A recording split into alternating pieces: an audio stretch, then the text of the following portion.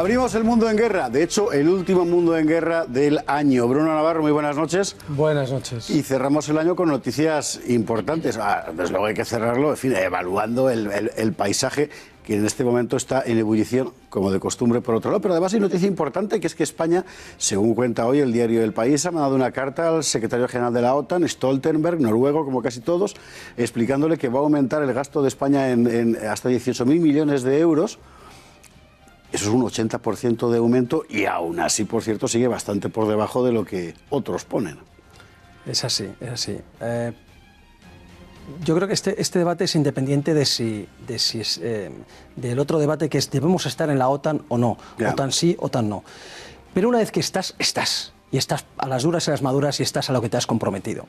España está en la cola de los países de los países que gastan en defensa. Solamente estamos superados por la cola por Bélgica y Luxemburgo. No dice gran cosa de nosotros, ¿no? Gastamos el 0,92% del PIB en defensa cuando nos habíamos comprometido a alcanzar el 2. ¿No? Y de hecho Cospedal estuvo contándoselo a Tillerson y a Mattis hace bien poquito ahí. Efectivamente, el 2% es lo que nos habíamos comprometido. Y realmente lo que decía la cumbre de Gales, que es donde salió este famoso 2%, la cumbre de Gales de la OTAN, es que el 31 de diciembre de este año tenemos que haber dicho a todos los países o alcanzado esa cifra, hay muy pocos que lo han alcanzado, pero los hay, o decir cómo lo vamos a hacer.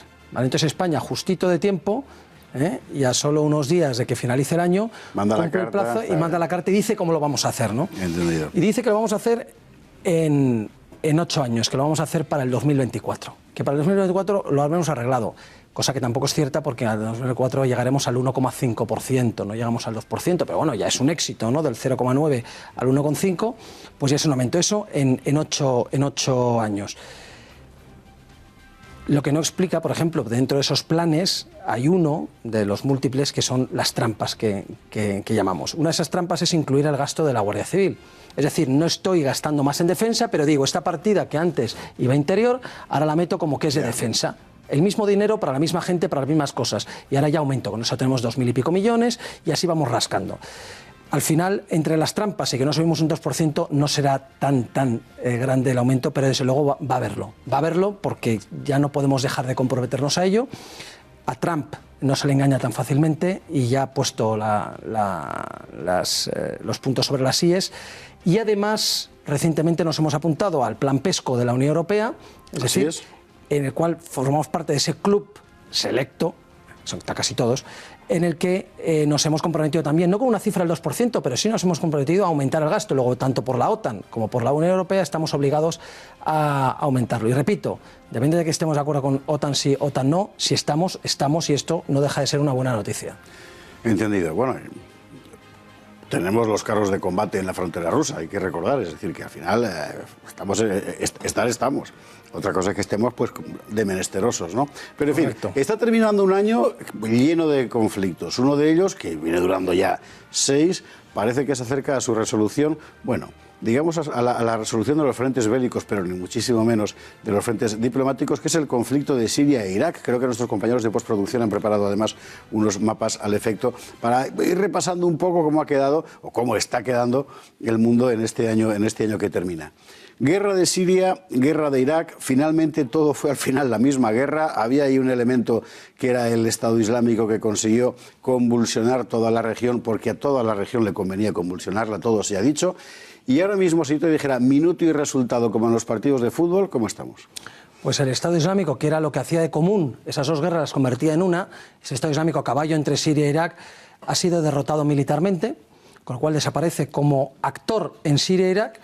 Y ahora vuelven a ser dos guerras totalmente distintas. Por un lado tenemos la guerra de Siria, donde, muerto el Estado Islámico, queda que el gobierno legítimo de Bashar al-Assad liquide los grupos yihadistas que aún imperan en amplias zonas de su país y que están apoyados por importantes actores regionales como Arabia Saudí, Qatar o Turquía, con lo cual va a ser bastante difícil.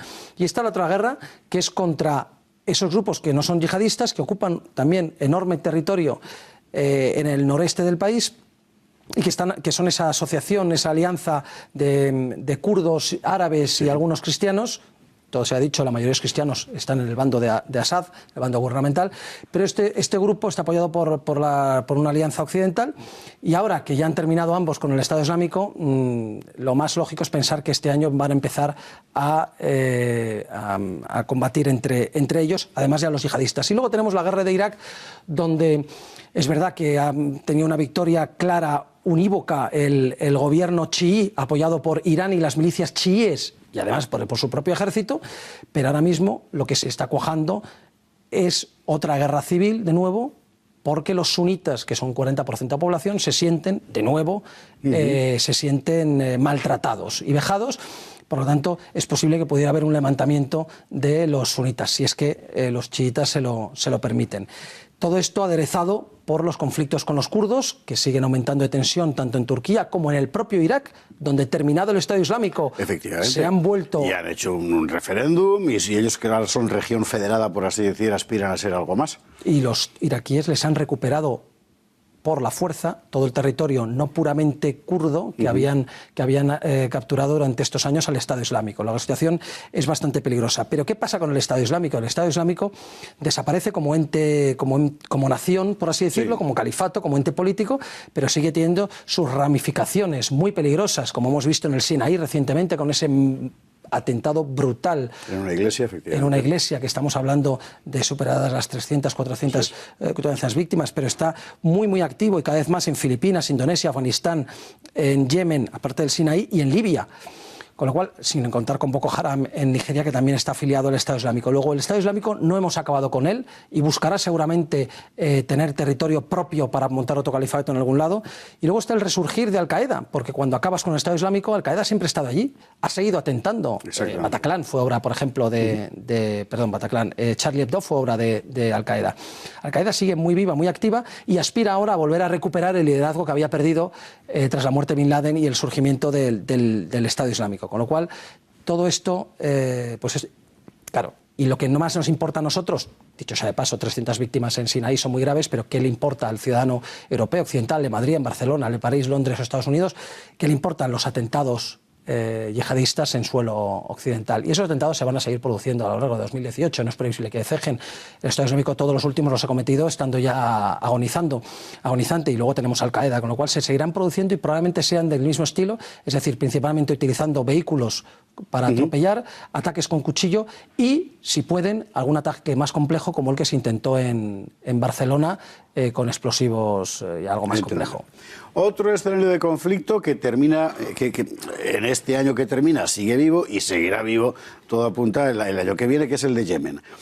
En principio es una guerra civil, pero es mucho más que una guerra civil, porque están por una parte Arabia y por otra parte Irán sacudiéndose por persona interpuesto, por yemení interpuesto, mejor dicho. Correcto. Probablemente los hutis, que son los chiitas del Yemen, habrían tomado control del país si no hubiera intervenido Arabia Saudí. Es decir, el apoyo de Arabia Saudí, la influencia de Arabia Saudí es muchísimo mayor. Vemos además que hace frontera, con lo cual está claro que puede hacer mucho más que Irán, que está mucho más lejos, ¿no?, y rodeado de enemigos.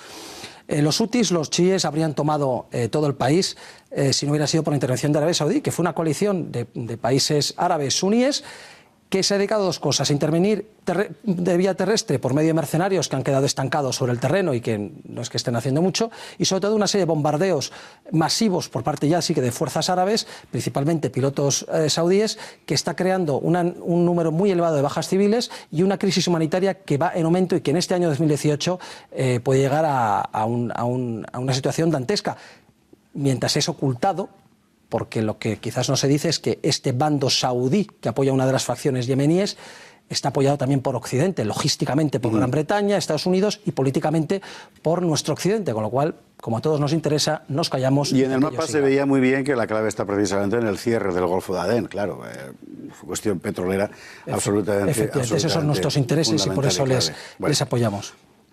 Un asunto más que yo no quiero dejar de tocar, vamos a tratar de solventar brevemente. Hay dos elementos fundamentales. Afganistán, porque muy probablemente tengamos que volver a llevar españoles, tropas allí, tal como va pintando el asunto. Lo que me pregunto es ¿por qué?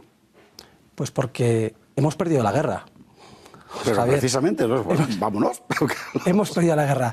Perdimos la guerra, todo esto, durante estos años se nos ha vendido que Afganistán iba mejor, que la presencia de nuestras tropas mejoraba, que ganábamos, que tal, que igual. Bueno, todo esto... No es verdad, que hay una zona del país, dentro del ring y tal, que sí, que está controlado, pero el resto es tan incontrolable como para los ingleses hace 200 años. Bueno, y cuando estábamos ahí, cuando había más de 100.000 hombres, contando norteamericanos y el resto de occidentales, cuando había tantos hombres, es verdad que había algunas regiones bastante limpias. Ya digo que ni siquiera la mitad del país se podía decir que estaba a salvo. Pero es que en cuanto nos hemos ido yendo hace 2 años, han recuperado todo eso, todos los lugares donde los españoles se han batido el cobre y donde nos hemos dejado muertos y heridos y mutilados, esas zonas están, en su mayoría, todo lo que es el norte del país, recuperado por los talibanes. Pero encima no solamente los talibanes están más fuertes que nunca, sino que además... me refiero más fuertes que nunca desde que fueron expulsados en 2001, sino que además tenemos al Estado Islámico campando a sus anchas también y creciendo en su propia provincia. Una pregunta que sé que es complicado de contestar rápidamente, pero es necesario hacerlo. ¿Qué pesa más en Afganistán? ¿La necesidad de controlar geopolíticamente el flanco sur de Rusia o los minerales tipo litio que abundan en la región para que tengamos que seguir allí? Yo creo que las dos yo no me decantaría por ninguna como principal. Pero si la pregunta es ese es nuestro interés, si ese es nuestro interés, creo que ya supera con mucho cualquier interés geoestratégico de minerales, de posiciones dominantes. Creo que ya el problema que tenemos allí es que es un caldo de cultivo muy importante para los grupos terroristas, como se ha visto en el pasado, y que hay que intentar dominarlo, cerrarlo, y eso básicamente es imposible ya. Solo puedes hacerlo llevando el conflicto allí sobre el terreno, efectivamente, para que no salga fuera. Bueno, y la última, Corea del Norte. Es evidente, bueno, para mí, a lo mejor usted piensa que estoy loco, pero para mí lo es, que nadie va a tirar la bomba nuclear, pero que todo el mundo va a enseñarla al mismo tiempo. Eso es en lo que estamos. Hoy se han puesto de acuerdo, al parecer, Tillerson y Lavrov, en decirle a China que actúe cerca de Corea del Norte. ¿Eso qué quiere decir? Pues que una de las soluciones para el conflicto es que le cierren definitivamente el grifo a Corea del Norte, su gran aliado o su único aliado económico que tiene para subsistir, que es China, y si China realmente toma las riendas del asunto y presiona suficientemente fuerte a Corea del Norte, podría hacer que bajara la tensión. De todas formas, China, ni siquiera China tenemos asegurado con la colaboración de China, ni siquiera con ellos tenemos asegurado que Corea del Norte vaya a cejar en su empeño. Y entre las amenazas de uno y la fortaleza del otro bando, de Corea del Sur, Japón y Estados Unidos, en decir no vamos a tolerar ningún ataque, solo hace falta no que Corea del Norte lance un misil, sino que Corea del Norte derribe un avión norteamericano o lance un misil demasiado cerca de Guam para que Estados Unidos actúe en consecuencia convencionalmente y Corea del Norte responda nuclearmente. Si hay un conflicto militar, prácticamente seguro que incluirá al final armas atómicas. Pues con tan tranquilizadora perspectiva despedimos el año. No, las cosas hay que contarlas como son, Bruno Navarro. En fin, y nosotros nos tenemos que marchar ya porque luego vienen empujando. Ahora mismo, el tiempo. Después, tiempos modernos. Hoy hablaremos de la CEDA, la derecha de la Segunda República. Y luego, gracias por nada. Bruno Navarro, felices fiestas y feliz año sobre todo, porque no nos vemos hasta el año que viene. Feliz año a ti y a todos los militares desplegados en sus operaciones. Lo compartimos. Muchas gracias. Buenas noches.